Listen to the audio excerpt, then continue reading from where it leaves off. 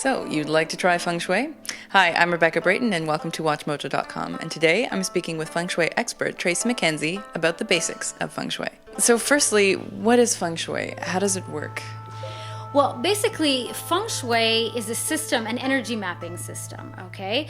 It was developed in ancient China, and we've applied it today in order to be able to increase the energy in the home, to help harmonize the elements in order to make you healthy, happy, and more successful. What aspects of life is Feng Shui supposed to affect? We can increase your career potential, we can increase your prosperity, love. Generally, just about anything can be increased or harmonized. What does the term Feng Shui translate to?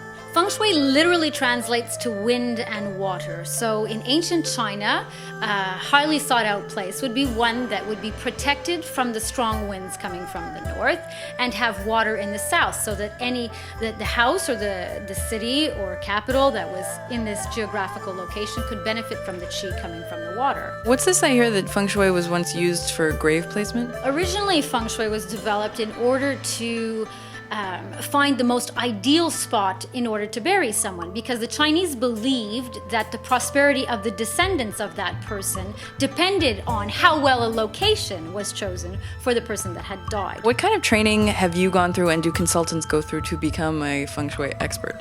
Well, I studied with a master, and I spent a lot of time practicing Feng Shui. It's over 12 years now. If you're going to practice traditional Feng Shui, Compass School Feng Shui, you really need to study with a master, because the advanced forms of Feng Shui are actually very, very complicated. It's not a question of hang a wind chime, hang a crystal, and your life's going to be beautiful. So what are some of the basics of Feng Shui? For someone who just wants to start out on their own, they can get a very good book called The Complete Idiot's Guide to Feng Shui. It's a very, very good book, and it talks about all the systems. At the basic level, you will use the bagua.